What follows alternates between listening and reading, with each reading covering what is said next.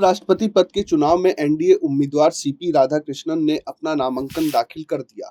इस मौके पर प्रधानमंत्री नरेंद्र मोदी, गृह मंत्री अमित शाह और रक्षा मंत्री राजनाथ सिंह, केंद्रीय मंत्री नितिन गडकरी समेत एनडीए के कई दिग्गज नेता मौजूद रहे। पीएम मोदी ने उनके पहले प्रस्तावक के तौर पर नामांकन पत्र पर दस्तखत किए।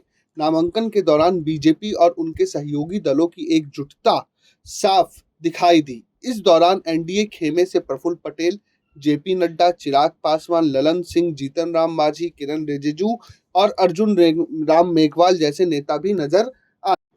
बीजेपी ने तमिलनाडु से आने वाले वरिष्ठ नेता सीपी राधाकृष्णन को उपराष्ट्रपति चुनाव का उम्मीदवार बनाकर साउथ कार्ड खेला है। इसके जवाब में कांग्रेस नेतृत्व वाले इंडिया ब्लॉक ने सुप्रीम कोर्ट के पूर्व जज पी सुदर्शन रेड्डी को मैदान में उतार कर एक तरह से वैचारिक चुनौती दी है। विपक्ष का दावा है कि यह चुनाव सत्ता की राजनीति से आगे बढ़कर संविधान और संस्थाओं की रक्षा का संघर्ष है। इंडिया ब्लॉक ने बी सुदर्शन रेड्डी को उम्मीदवार बनाकर न सिर्फ विपक्षी एकता का संदेश दिया है, बल्कि गैर राजनीतिक चेहरे पर भरोसा जताकर सहयोगी और तटस्थ दलों को भी असमंजस में डालने की कोशिश की है। सीपी राधाकृष्णन और बी सुदर्शन दोनों ही दक्षिण भारत से ताल्लुक रखते हैं। जहां राधाकृष्णन तमिलनाडु की राजनीति से जुड़े हैं, वहीं बी सुदर्शन रेड्डी तेलंगाना के रेड्डी जिले से आते हैं। इस लिहाज से उपराष्ट्रपति चुनाव में तमिल और तेलंगाना का दिलचस्प समीकरण भी देखने को मिल रहा है। इसी बीच आंध्र प्रदेश की प्रमुख क्षेत्रीय पार्टी वाईएसआर कांग्रेस ने एनडीए के उम्मीदवार सीपी राधाकृष्णन को समर्थन करने का ऐलान कर दिया है। वाईएसआर कांग्रेस के सांसद गुरु मूर्ति ने इसकी पुष्टि करते हुए कहा कि उनकी पार्टी ने एनडीए प्रत्याशी का साथ देने का निर्णय लिया है। बताया जा रहा है कि रक्षा मंत्री राजनाथ सिंह ने वाईएसआर कांग्रेस प्रमुख और आंध्र प्रदेश के पूर्व मुख्यमंत्री जगन मोहन रेड्डी से व्यक्तिगत तौर पर बात की और समर्थन की अपील की थी। आपको बता दें कि वाईएसआर कांग्रेस की ताकत 11 सांसदों की है, जिसमें लोकसभा के 4 और राज्यसभा सांसद के 7 सदस्य हैं। दिलचस्प बात यह है कि वाईएसआर कांग्रेस ना तो बीजेपी के नेतृत्व वाले एनडीए का हिस्सा है और ना ही विपक्षी इंडिया ब्लॉक का, लेकिन राष्ट्रपति और उपराष्ट्रपति चुनाव में वह लगातार सत्तारूढ़ गठबंधन का समर्थन करती रही है।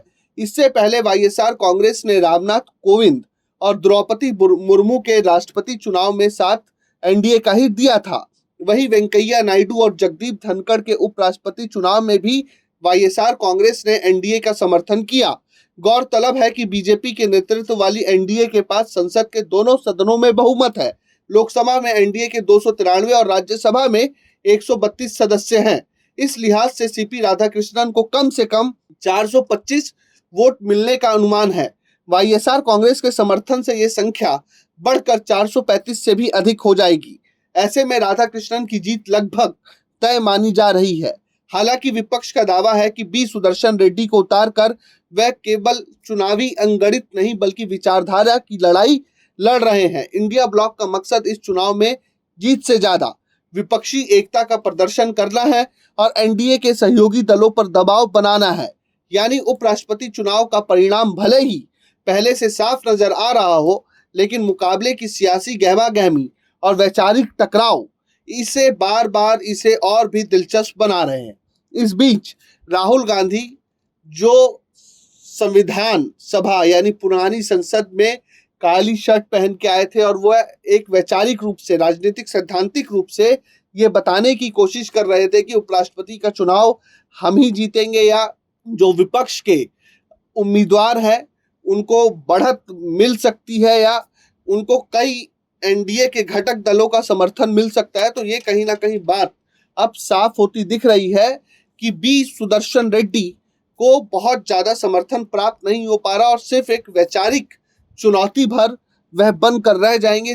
और वाईएसआर कांग्रेस जो अभी हारी है आंध्रा में, चंद्रबाबू नायडू सत्ता में आए हैं, वह फिर से एनडीए को समर्थन दे रही है। ये कहीं ना कहीं कांग्रेस और इंडिया ब्लॉक के लिए एक बड़ा झटका है कि सभी विपक्षी दल अभी भी इंडिया ब्लॉक के साथ आने को राजी नहीं है। वाईएसआर कांग्रेस ने एनडीए के सीपी राधाकृष्णन को समर्थन देकर ये बात फिर से साबित कर दी कि अभी राहुल गांधी के इंडिया ब्लॉक के छतरी के नीचे सभी विपक्षी दल एकजुट नहीं आना चाहते। जो तटस्थ विपक्षी दल है वो अभी भी कहीं ना कहीं एनडीए के साथ एक सॉफ्ट कॉर्नर रख रहे हैं। वाईएसआर कांग्रेस, जगन मोहन रेड्डी इसके जीवंत उदाहरण है, क्योंकि फिर से उन्होंने सीपी राधाकृष्णन को उपराष्ट्रपति चुनाव में एनडीए के उम्मीदवार को समर्थन दे दिया है, जिससे कहीं ना कहीं राहुल गांधी की विपक्षी एकता या सभी विपक्षी दलों को देश भर के इंडिया ब्लॉक में लाने की उम्मीद को भी झटका दिया है। Bureau report, प्रजाहित।